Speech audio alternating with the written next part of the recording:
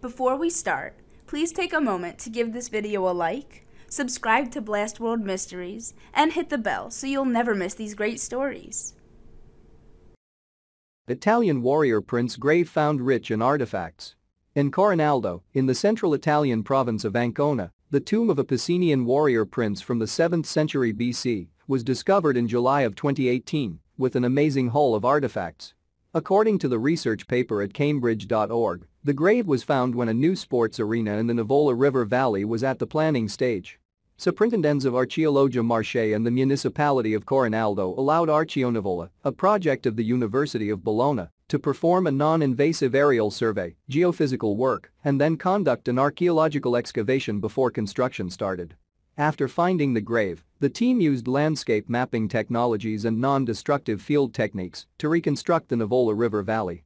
The grave covered an area of about a half of an acre of land with 3 large ring ditches, along with later Roman burials, and may have been surrounded by a moat and covered by a mound.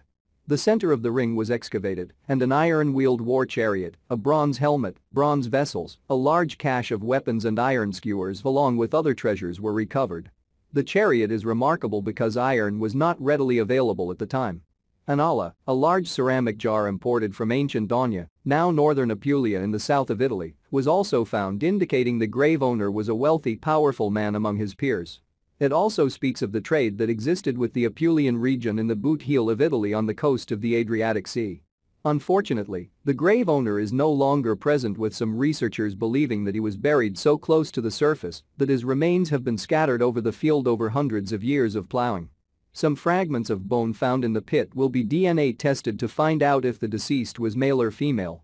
ArchaeologyNewsNetwork.com tells us that Federica Boschi, professor of geophysics, applied to archaeology at the University of Bologna, and director of the excavation, remarked, "It is one of the largest tombs ever found after that of the Picenian queen of Cerolo, and it is almost on the northern border of the area inhabited by the Piceni before the Romans, which included the Marche and part of Abruzzo." The varied types of relics found indicates the associations of the wealthy and powerful along the coast of Italy and is comparable to the Piceni orientalizing necropolises from southern Marche.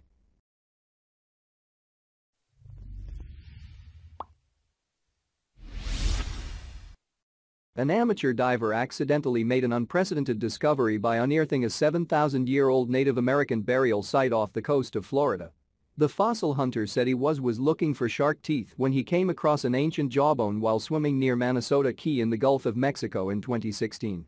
Scientists were alerted to the site when the unnamed diver alerted the Bureau of Archaeological Research to possible human remains. Archaeologists believe the site, which used to be a freshwater peat-bottomed pond, was once used by indigenous people to bury their family members. Rising seas in the Gulf of Mexico meant the pond was eventually submerged, but the peat, which slows the process of decay, remained intact, preserving millennia-old human remains. Our hope is that this discovery leads to more knowledge and a greater understanding of Florida's early peoples, Ken Detzner, Florida's Secretary of State, said. Dr. Timothy Parsons, Florida's Historic Preservation Officer, said the site was a revelation for the world of archaeology. The people buried at the site are the ancestors of America's living indigenous people. Sites like this have cultural and religious significance in the present day. The team excavating the site found human bones, sharpened wooden stakes and fragments of textile, according to National Geographic. Florida's State Department said the unprecedented archaeological site, which is 275 meters from shore and measures 0.75 acres, was important because the only other known examples of submerged offshore burial sites are located in Israel and Denmark. "We now know that this type of site exists on the continental shelf," said Dr. Ryan Duggins, underwater archaeology supervisor for BAR. "This will forever change the way we approach offshore archaeology." State officials said they were assessing how best to manage the site and protect it for future generations.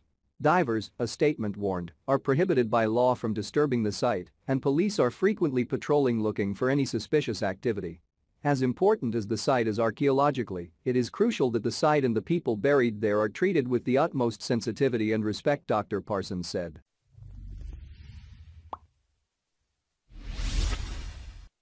Archaeologists have found the bones of about 60 mammoths at an airport under construction just north of Mexico City, near human-built traps, where more than a dozen mammoths were found last year. Both discoveries reveal how appealing the area once a shallow lake was for the mammoths and how erroneous was the classic vision of groups of fur-clad hunters with spears chasing mammoths across a plain. Humans may have been smarter and mammoths clumsier than people had previously thought. For the moment, however, Mexican archaeologists are facing a surfeit of mammoths, almost too many to ever excavate. There are too many, there are hundreds, said archaeologist Pedro Sanchez Nava of the National Institute of Anthropology and History. The excavations were conducted on the shores of an ancient lake, once known as Zoltacan and now disappeared. The shallow lake apparently produced generous quantities of grasses and reeds, which attracted mammoths who often ate 150 kilograms, 330 pounds, of the stuff every day.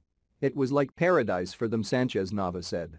The excavations are about 6 miles away from the mammoth pits found last year in the hamlet of San Antonio Zuento. There, 2 human-built pits were dug about 15,000 years ago to trap mammoths, which apparently couldn't clamber out of the 6-foot-deep traps.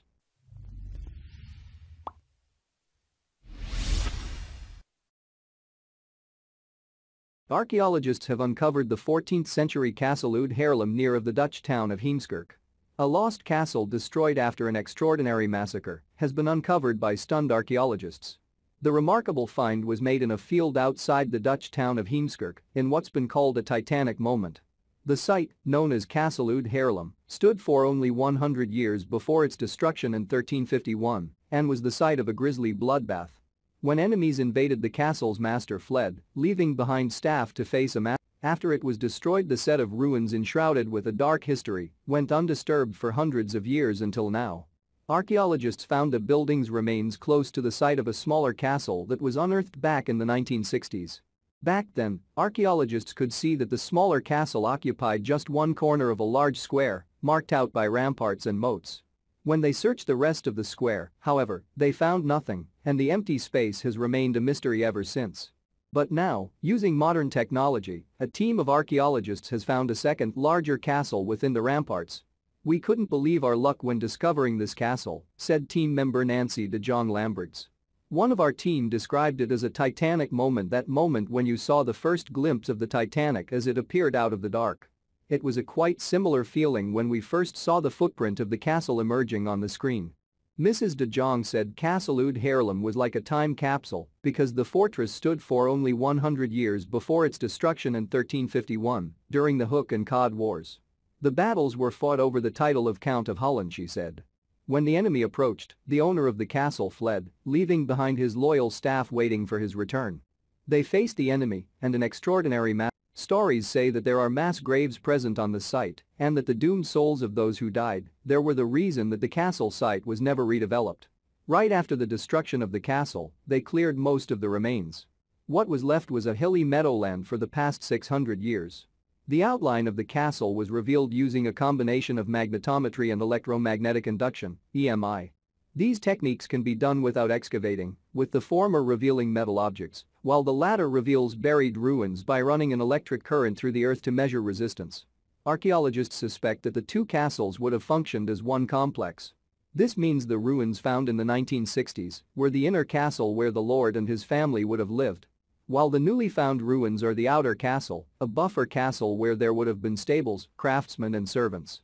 The find is particularly significant because it's now the oldest square castle in the Netherlands. Mrs. de Jong said. "Finding a new unknown castle is very exciting, but finding an early square castle is extra exciting. Measuring 45 meters by 45 meters means it's quite large for those days. Until recently, Dutch archaeologists assumed that the square castles only occurred after 1280. This newly discovered square castle dates from 1250. This would push back the mainstream archaeological timeframe by 3 decades and makes it the oldest square, tower castle type in the Netherlands. It also would have been the most modern castle in the Netherlands in those days. So far, the team has only probed 60% of the fortified square using EMI, which means there could be more discoveries on the cards. The best is yet to come, said Mrs. de Jong.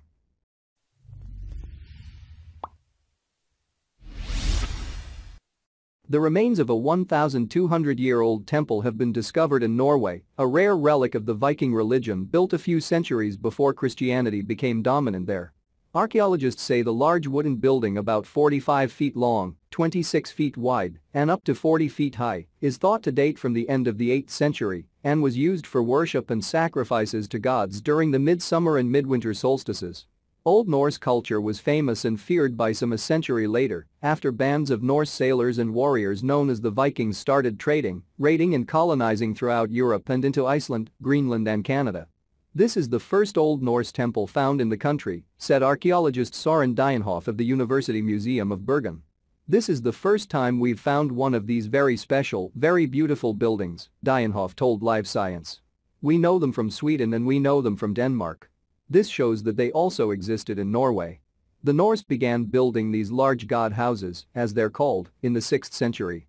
The god houses were much more complex than the simple sites, often outdoors, that the people previously used to worship the Old Norse gods. It is a stronger expression of belief than all the small cult places, he said. This is probably something to do with a certain class of the society who built these as a real ideological show.